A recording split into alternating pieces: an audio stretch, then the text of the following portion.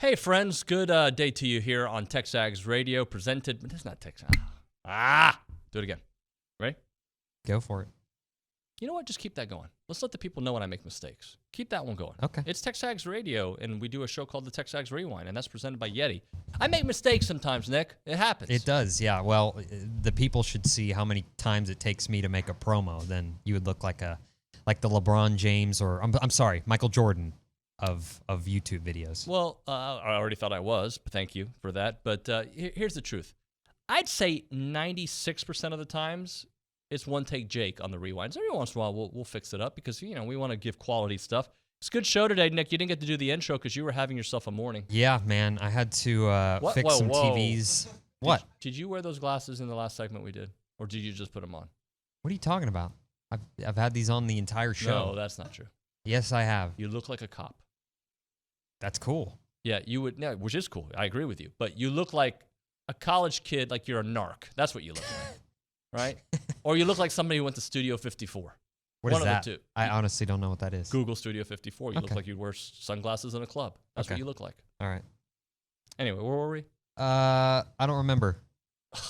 What do we have on the show? Can you help me with that? Well, yeah, we had Billy Liucci to start off the top, well, not top of the hour, but top of the show. I like him. Talking a little bit about some transfer portal news, and we had, who did we have? Jim Schlossnagle. Jim Schlossnagle. Schlossnagle, of Goodness course. gracious. Then we had Chris Gordy, and then we had Scott Livingstone, who was awesome. Yep, that's all we're going to say about it. Go enjoy the rewind. Let's start things off with Jalen Henderson. What do you think about the addition of the quarterback? I like it. There's two positions where I felt like A&M could, a corner and linebacker we've talked about. And still wouldn't shock me if it goes without saying they're looking, but it still wouldn't shock me to see them add, one if not both of those. But the two positions that I felt were kind of like not talked about as much, but I've been kind of steadily beating that drum that I'd like to see them add one more player was at quarterback and running back. I say the backfield just because I don't know that 3 is enough throughout an SEC season, and no one's truly proven yet. And then the same thing goes for quarterback. Is 3 enough? I mean, you were playing your third guy last year, and I know they're bringing Marcel Reed in. But you were playing your third guy last year. You didn't have to play him until the second half of the season. In Connor Wigman, Connor was also one of the top 3 quarterback prospects in the country as a true freshman. So not your typical true freshman. And again, you didn't lean on him to start till about game 7 or 8. In a different world, that could have happened a lot sooner. Who's to say that couldn't happen in a game 4? So first of all, I think it's important from that standpoint for this season. And I don't foresee Max Johnson or Connor going anywhere at all. I don't even want to say that out loud because people start to, no. But in theory, someone could not win the job and do that. Max could be a grad transfer or Connor young enough to where if he said, I'm going to sit out of here. Again, in zero world do I see that happening. But at quarterback of all positions, you better cover all your bases. But what this really could help you for is next year and going forward. I said something in front of the team the other day about just think about, why do you play?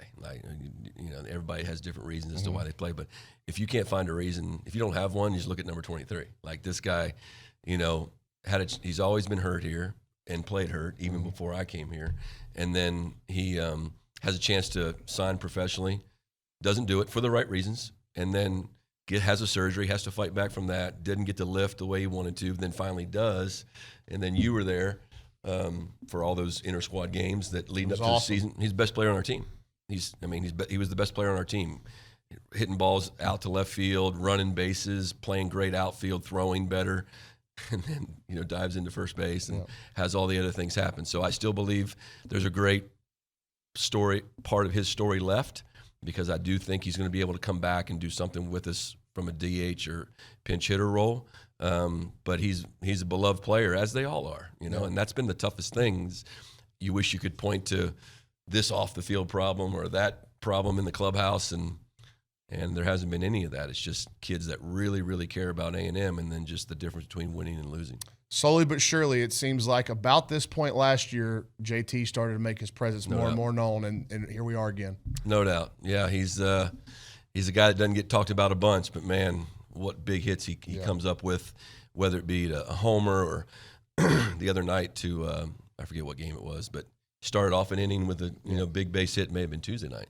But anyway, yeah, he's a gritty guy and stays on the baseball. Get him out in right field a little bit. Try to get a little more speed in center to get some balls that tend to drop. But with Brett out, him kind of rising to the occasion has been big. And I thought Trevor had an unbelievable weekend. Trevor awesome. controlled the strike zone. He's been very verbal in the last 10 days, more so than what tier of SEC team do you see A&M this year? Yeah, it's interesting. I like to talk with people all around the conference, and people who like A&M, people who don't like A&M, just try to kind of get a good read. And it's all over the map, man. I mean, there are people who think, one side said that everything worked out well with Bobby Petrino in the spring, that he and Jimbo did click well, that the offense and the wrinkles look pretty good, that they think A&M can compete in the West. And look, Alabama, the team that's sitting right up there at the top, everybody's picking again to be the West favorite. They don't know who their quarterback is. I mean, they just brought in Tyler Buckner from Notre Dame. We think their run game is going to be good. We think the defense is going to be good, but Alabama's got some big question marks.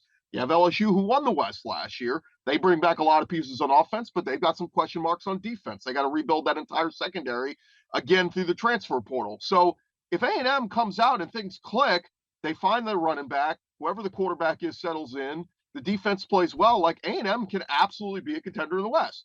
There's other people on the flip side who think, A&M, I mean, look, at best, 6-6, maybe 7 wins. They question the mix of Petrino and Jimbo. Is it going to work? So it's kind of everybody's all over the map, but, it's like asking people kind of like a quick early pecking order. I've seen people pick A&M maybe to finish number 2 in the West. I've seen people got them down 4 and 5 in the West. So it's going to be very interesting to see. And just like my big takeaway from the spring game, David, was I thought this was the chance for Connor Wegman to come out and say, I'm the guy. What you saw in the backstretch of last season, like that was it. And this is what you're getting. And he wasn't bad in the spring game. He made some nice throws, but I think we were all kind of taken aback. Hey, Max Johnson, let's not forget about that dude. And I thought Max played pretty well in the spring game as well. So I think it's still kind of probably an open competition. I would give the slight edge to Connor Wegman, but if Max continues to impress throughout the summer months, I wouldn't put it past him that maybe he could end up winning this job come August. Last thing for you. Best pitcher you hit a home run on, best pitcher you struck out to. The best pitcher I hit a home run off is former Longhorn, Roger Clemens. Yeah. Deep in Tiger Stadium, man, upper tank. I make the joke. He tried to throw a split finger by me and it didn't work. Struck out against, golly, there's a whole host of those guys. Probably Nolan Ryan. I mean, I remember facing Nolan Ryan. I got called up and we played in Kansas City and faced George Brett, which was my favorite player. And then we went in and we faced Texas, Nolan Ryan. And I remember saying, I am not going to let this 45-year-old guy throw this ball by me, and right by me, first pitch. So anyway, he struck me out twice in that game. And I walked with the bases loaded, and I told everybody, he's working around me. He wasn't pitching around me. But anyway, I'd say Nolan Ryan and Roger Clemens. What an amazing, in the last few seconds, we have gone from Tony Gwynn, probably the best hitter I ever saw as a kid play, Nolan Ryan, the best pitcher, and Roger Clemens, who, other than going to the Yankees and the University of Texas, I love that dude.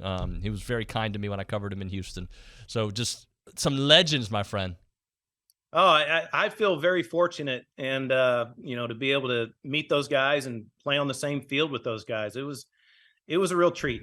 All right, Officer Nick, close it out for us. Like, comment, subscribe. I don't have my glasses on anymore. Share with your friends. Go follow us on Twitter, TexAgs and TexAgs Radio. Have you noticed we have it's becoming an army. It's a studio audience. It's becoming a bigger, every week we have more people. Well, we're grinding back here. would people buy like tickets to watch the show? Are we at Jimmy Kimmel and Jimmy Fallon level? I'd rather not, because they'd have to sit, like right in front of us, and that would be uncomfortable. Dome seating here at Texas. Why are we still going? This is way too long. Yeah. I was literally about to say. So goodbye.